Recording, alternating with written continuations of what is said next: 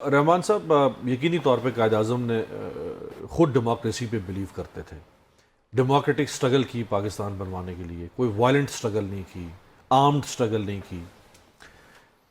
As lawyer वो सब continent के सबसे बड़े वकला में शामिल थे।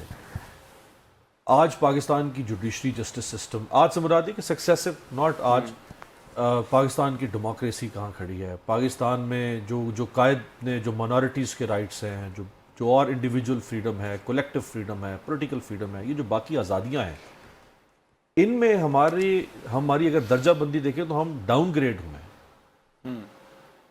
मेरा ख्याल है इसमें जो कायद-ए-आज़म का क्योंकि जिक्र हुआ और तारीख़ का एक अदना सा तालिब इल्म होने के हैसियत से जो हमने चीज़ें पढ़ी हैं, उनकी पॉलिटिक्स के बारे में, उनकी सियासत, उनके किरदार के हवाले से मेरा इस पर एक नज़रिया ये है कि कायद-ए-आज़म एक रियलिस्ट भी थे। और रियलिस्ट से मुराद ये कि जिनका व्यू बड़ा हकीकत पसंदाना था और दूरअंदेश भी था। उन्हें मालूम था कि कहने को तो भारत के अंदर जो डेमोक्रेसी है या जो है वो एक तर्ज़ हुकूमत तो वो बन सकता है, लेकिन ये मुसलमानों के लिए और ख़ास तौर पर जो बरसगीर के मुसलमान हैं उनके लिए बड़ा तबाहकुन होगा। और शायद इसी वजह से वो सच साबित हुआ। वो उस माइनॉरिटी को, जो कि माइनॉरिटी एज पर से नहीं थी जिस तरह से हम माइनॉरिटी समझते हैं, क्योंकि मुसलमानों की तो बहुत बड़ी तादाद मौजूद थी, लेकिन उनके ख्याल में जो हिंदुओं से कदरे कम तादाद में मुसलमान थे, उनके लिए बहुत डिज़ास्ट्रस होगा अगर जो है वो यहाँ पर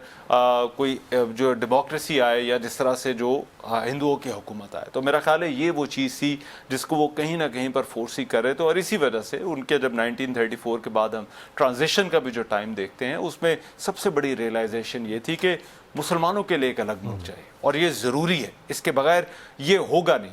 अच्छा, अब जो दूसरी चीज़ जो आपने बात की कि पाकिस्तान के साथ जो है वो क्या हुआ है और लीडरशिप की जो बात हो रही थी, मेरा ख्याल है हमारे दो तीन जो इश्यूज़ जो हमने अपनी सियासत के अंदर देखे, मैं बहुत पुरानी बात नहीं करूँगा, अभी रिसेंट की जो बात कर लेते हैं। एक तो हमारी पॉलिटिक्स का जो तर्ज है और जो पिछले 2-3 दहाइयों में बन चुका है, वो बड़ा डिवाइसिव है। डिवाइसिव से मुराद ये है कि वो तकसीम करने वाला है। वो ये कि आप कोने के उस तरफ खड़े हो जाओ और आप लकीर के इस तरफ खड़े हो जाओ। ये हमारी सियासत का जो वो तर्ज है। और हमारी सियासत के अंदर मिडिल ग्राउंड नहीं रहा। मिडिल ग्राउंड वो होता है जहां पर जो दोनों तरफ के नजरिए रखने वाले लोग या दरमियान के लोग जो मियाना रवि के साथ चलना चाहते हैं या सियासत करना चाहते हैं, वो वहां पर आते हैं। पोलराइजेशन जो है वो बहुत ज्यादा बढ़ती गई और पोलराइजेशन अब इतनी ज्यादा बढ़ गई है कि अगर कहीं पर हम बैठे हों तो हमारा सियासत के ऊपर तो क्या, हमारे किसी भी चीज के ऊपर जो है वो इत्तेफाक नहीं होता। दूसरी चीज, हमने बहैसियत कौम, और ये मैं ये नहीं कि किसी एक पॉलिटिकल पार्टी की बात नहीं कर, हमने बहैसियत कौम जो है वो हमने ये तफरीक ख़त्म कर दी कि किस इशू पे सियासत हो सकती है और किस इशू पे नहीं। हमारे लिए जो सियासत हो गई वो तमाम के तमाम इश्यूज़ पर जो वो शुरू हो गई, नीचे से लेकर ऊपर तक, जो जिसमें हमारा नेशनल कैरेक्टरिस्टिक भी शामिल है, जिसके अंदर हमारी तमाम कदरें भी जो है वो शामिल हैं। तो ये चीज़ जो है ये मेरा ख्याल है इसने पूरे मुल्क को जो है वो और ज़्यादा तकसीम कर दी और हमारी सियासत में ये तफरीक ख़त्म कर दी कि कौन से इशूज़ ऐसे हैं कि जो कि हमारे कौमी मामलात के ज़ुमरे में आते हैं और जिन पर हमें जो है वो उस तरह से सियासत नहीं करनी लेकिन दूसरी चीज़ों पर हमने करनी है। तो सियासत और जो ये मामला, ये तफरीक थी, जब ये ख़त्म हुई तो उसके बाद भी ये डिवाइसिवनेस जो है वो बहुत ज़्यादा जो है वो बढ़ती चली गई। मेरा ख्याल है इस वक्त हमें लीडरशिप की ज़रूरत है जो इस गैप को कम करे। और उसके लिए हमें ना सिर्फ लीडरशिप की ज़रूरत नहीं है, उसके लिए हमें जो है वो एक बयानिए की भी ज़रूरत है। जो मैंने कॉन्फिडेंस की पहले बात की, उस कॉन्फिडेंस की भी जो है वो ज़रूरत है। ये मुख्तलिफ इंग्रेडिएंट्स होते हैं और ये कोई ऐसा मुश्किल काम नहीं होता। बहुत सारे मुल्कों ने किया है, ये लीडरशिप्स ने किया है।